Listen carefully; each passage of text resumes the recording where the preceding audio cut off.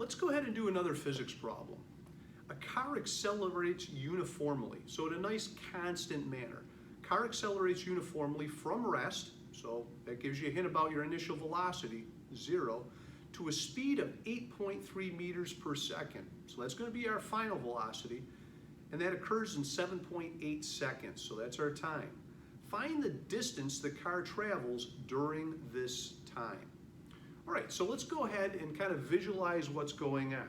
I got a car starting from rest.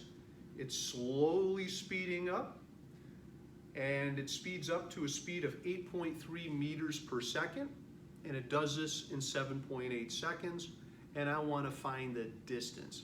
Now, you can also find the displacement there, because in this instance, right, the car is going in one direction. It doesn't double back on itself, it's going in one direction from here to here.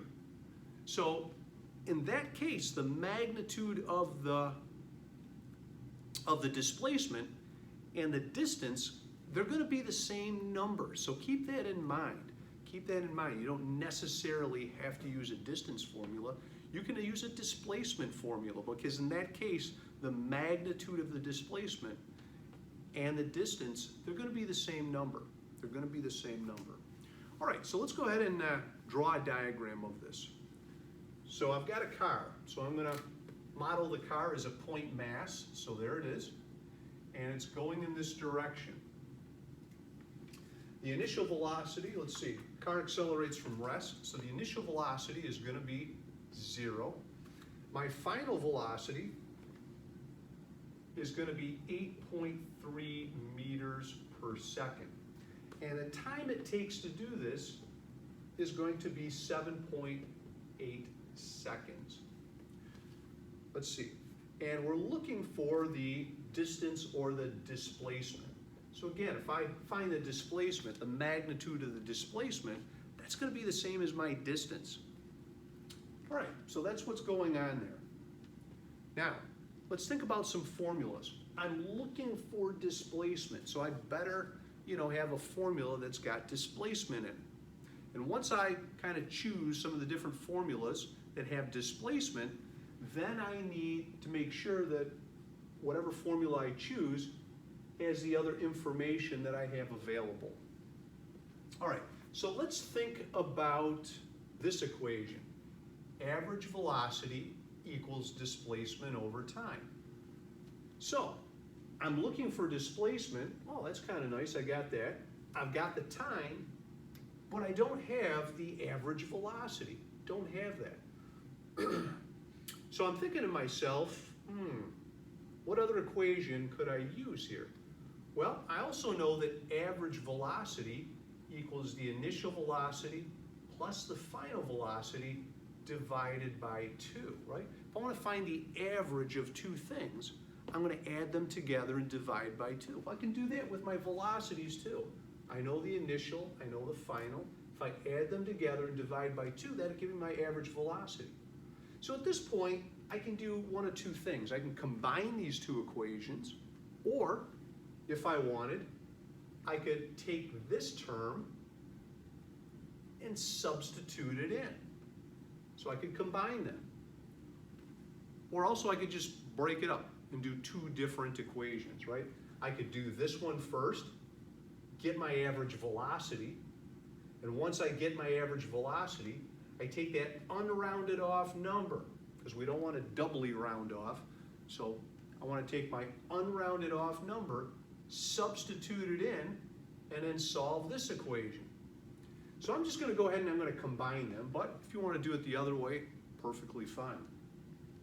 So for initial velocity, or for average velocity, I'm going to put an initial velocity, final velocity, divided by 2. So I took this and I substituted it in, equals my displacement over my time.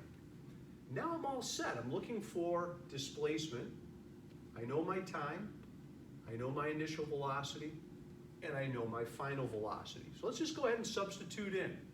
0 plus 8.3 meters per second divided by 2 equals, I'm looking for the displacement, and then my time is 7.8 seconds. And now I'm just going to go ahead and solve.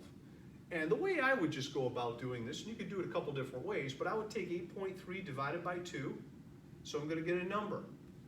And then I'm going to multiply both sides by 7.8. And that's going to give me x all by itself. So what I end up getting there is 32 meters. 32 meters. And I'm going to put a little box around my answer, and that's going to be my answer. Now for part B, I want to know what's the distance or displacement in feet. So what if I wanted to turn this into feet? How do I do that? How do I do that? Well, you can look up and you can see that 1 meter equals 3.28 feet. That's called a conversion factor. So what we can do is we can take what we're given, in this case 32 meters. I like to make a fraction out of it because it's easier to do dimensional analysis if I got a fraction. So I make a fraction out of it. I didn't change its value at all. I just made a fraction out of it. And now I've got to multiply this by a conversion factor. So I like to put parentheses around my conversion factor. It's also going to be a fraction. And take a look here. I've got meters in the numerator or on top.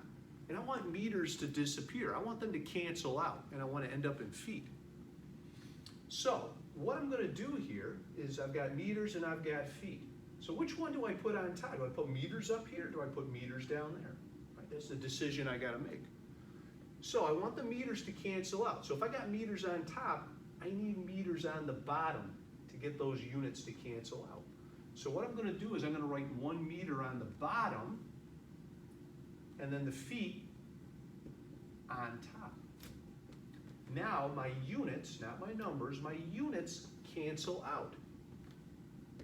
And I just multiply everything on top, multiply everything on the bottom, do my division, and that's my answer. So in this case, I come out to 106.2 feet. So 106.2 feet. And that's going to be my final answer. All right, that's it for that physics problem.